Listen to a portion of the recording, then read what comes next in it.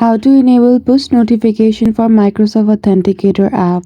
Hello everyone, welcome back to our channel and today we are back again with a new video.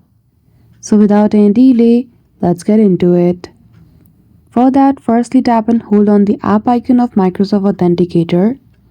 Go to App Info and go to Notifications. Make sure you have allowed the permission for notification.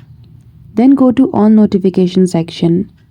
If you want push notification, also toggle on the feature of allow notification during do not disturb.